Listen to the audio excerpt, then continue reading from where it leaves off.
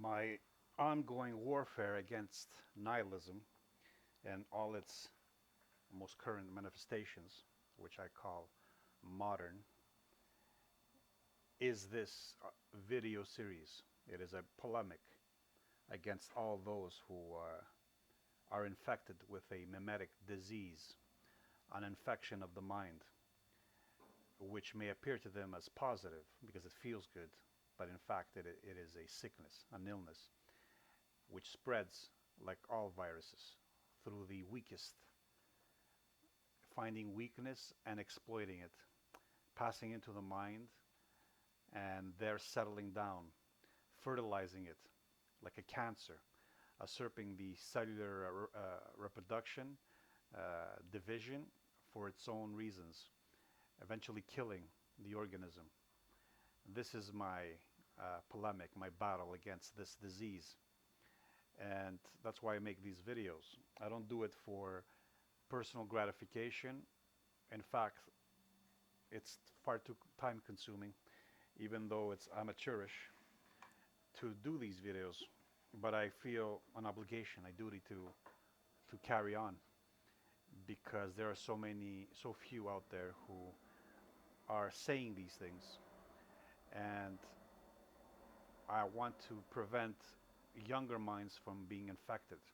I don't have a particular agenda other than returning words to their proper utility and to force minds to think on their own, to think rationally, not emotionally.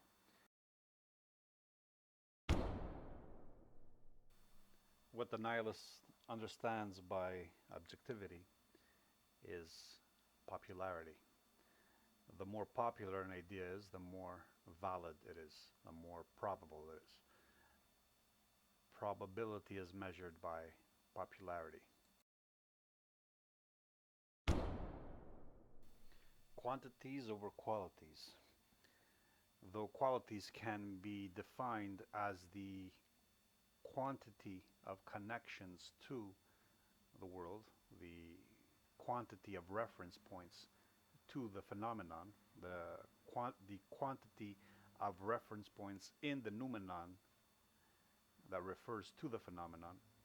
For the modern, the nihilist, quality means just quality of participants. How many share in the idea? How many agree with it? How many benefit from it? And this is why a nihilist love is a whore's love.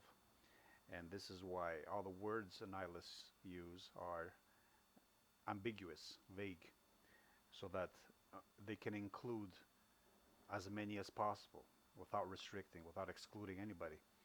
The word, just the intent of the word is to seduce, to offer like a framework upon which each individual can project their own understanding, their own feelings, their own emotions, and therefore making it all a group project, an intersubjective project.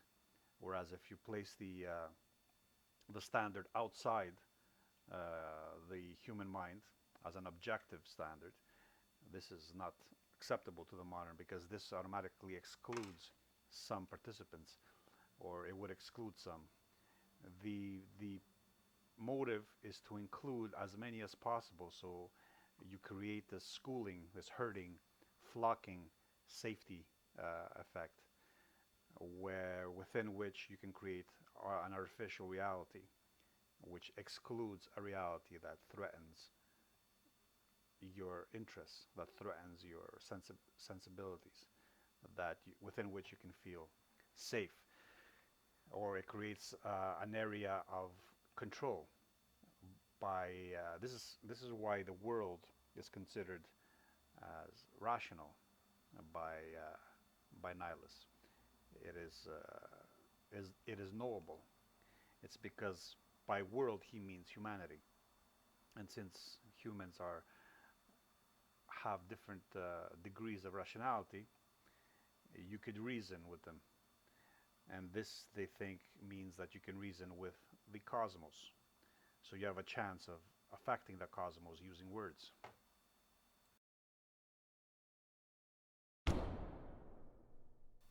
Furthermore, since you can have power over others, this also increases your sense of power within the world because you can control others, you can exploit their feebleness, you can manipulate them.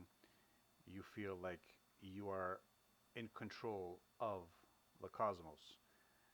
You are manipulating the cosmos.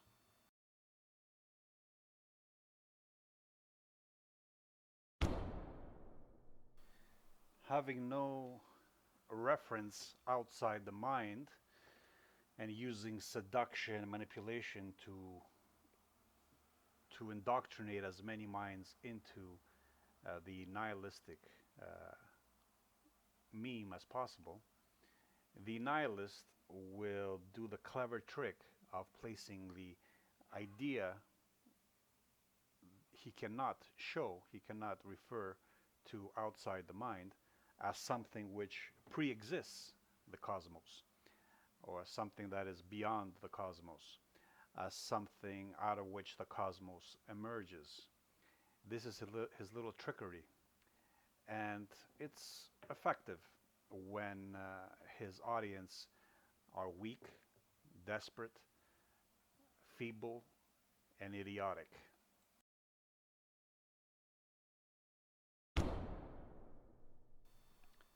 Best way to influence a mind is to tell it what it most desperately wishes were true, what it most desperately wants there to be called truth. Then you feed into his fears, his anxieties, his hopes, his desires, and you give him exactly what he's begging for. And since this, for the nihilist, is always one of those contracts which he cannot find in the world, and because of this, he calls the world nil, then you will probably find one of those ideas referring to an ideal which has no reference to the real within the panoply of nihilistic bullshit and how they define and redefine words by detaching the words from their original meaning, converting them into some divine, meaningless, effective only within the herd, within the psychosis of fear and anxiety, which they then accuse others of.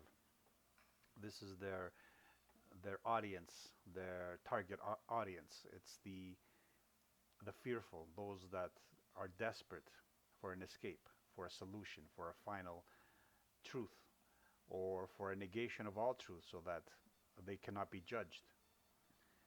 This is another aspect of nihilism. This is the other pole of it. On the one hand, we have those who are addicted to the absolute, which can take on any form since the real world does not limit the imagination of the humans who seek to escape it. Reality, nature does not inhibit, does not restrict the nihilist from his creativity. And then on the other, we have those who want to deny all truth so as to escape the verdict, to escape looking at themselves and judging themselves. Like all viruses, this mimetic virus adapts, evolves, morphs into new forms according to how the target organization has evolved to deal with its previous manifestations. So the virus is evolving in relation to the host target, and this is a constant battle.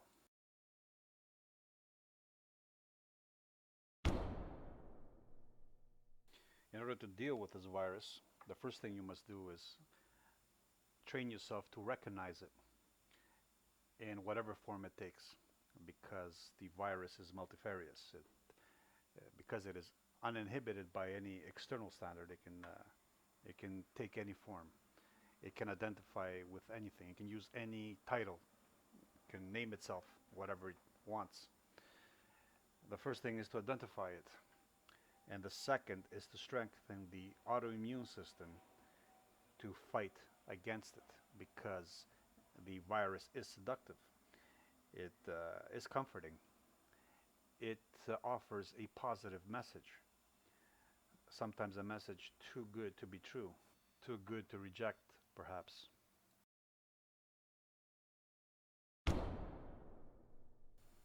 Nihilism is most often shameless because shame is feeling a sense of embarrassment before your peers, before your ideals, before your principles. And since nihilism has no principles, no ideal except itself, which is a world annulling, self hating, self rejecting, it feels no shame. It is shameless. It has pride, but it has no shame. And this makes it even more conniving because there's nothing preventing it from using any method to seduce, any lie to manipulate.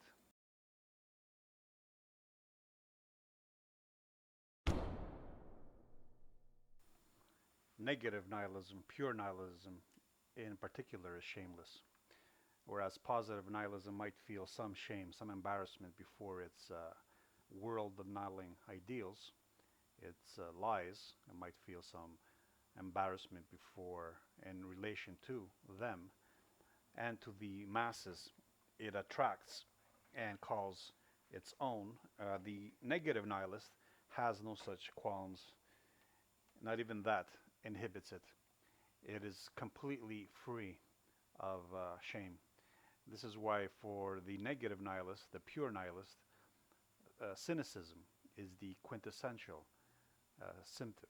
You can recognize it immediately by its cynicism, how it laughs at everything, how it ridicules everything, while at the same time having nothing to offer as an alternative except total annihilation, total destruction, the total nil. Whereas for the positive nihilist, he annuls the world but then has something to offer, which is, of course, something completely fabricated and has no precedent, has no relation to the world. But nevertheless, it is a positive replacement of the world, an ideal that nulls all experiences, all past experiences of the world, and offers an alternative which replaces the world.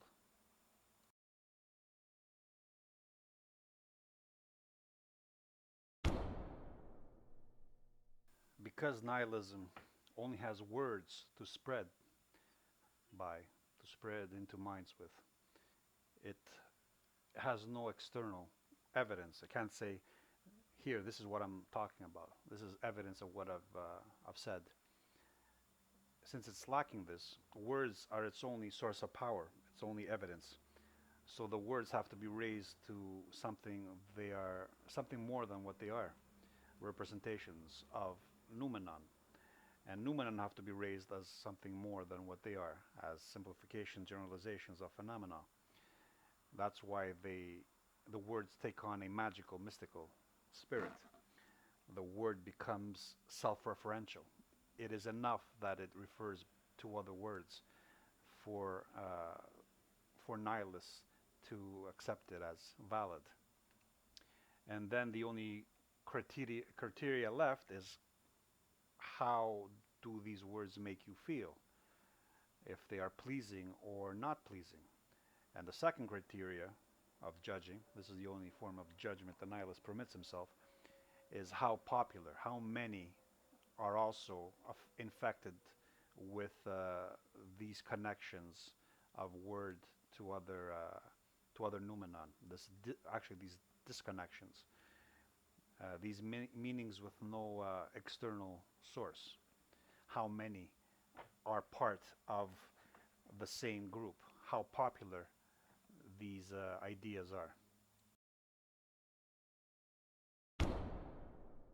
Integrity for the nihilist means creating a beautiful story, the most beautiful story, the most seductive imagery to sell. Cohesion means for this story to be true to itself, to not contradict itself. This is how it competes with other stories. It has no other standard of measuring itself. It has no integrity in relation to world. It has integrity in relation to others who have their own stories, their own narratives, their own perspectives. So their perspective now is measured by how harmonious it is in reference to itself. Like the peacock's tale in self-handicapping. The story has to self-handicap and with impressively enough to attract attention, to bring into the fold as many followers as possible, to seduce as many minds as possible, to infect as many as possible. In that case, the cost is justified by the benefit. The benefit always measured in relation to others of the same species, sometimes sexually, how many females it gains access to, how many males it can make follow it, and so forth. Nihilism attracts the feeble, the weak, the simple-minded. That's why it is the most popular, because in natural selection, not all are fit, not all can compete. Most of the males, especially, are expendable. The expendable sex, as they call the male sex. Therefore, you find in the nihilistic meme a gathering of all the rejected, all the cowards, all the feeble-minded, all the desperate, who find in natural selection something unjust. Justice being another one of nihilism's favorite words, which is always in reference to others. So it gathers quantities. Of course, in natural selection, one dominates and everybody else is excluded. That means the vast majority are kept out of the gene pool. And today, where feminization is increasing, and women are not only given back their sexual power, but their sexual power is increased by institutional support and by techniques and technologies which reduce the cost of feminine choice. This is becoming exacerbated, this is becoming multiplied. So more and more males are being excluded or forced to abide by bullshit, some fabricated ideal male, which is just a variant of the female. So males are forced to become surrogate females, females with penises, with larger than average clitorises. Now we can also understand why organs have to be disconnected from their original function, so as to not restrict their usage, so as to not make the individual feel like he has to live up to some predetermined function, some pre-existing idea, an ideal. For the nihilist, words are weapons, and that's how I intend to use them from now on in the coming segments, as a polemic, as mimetic warfare.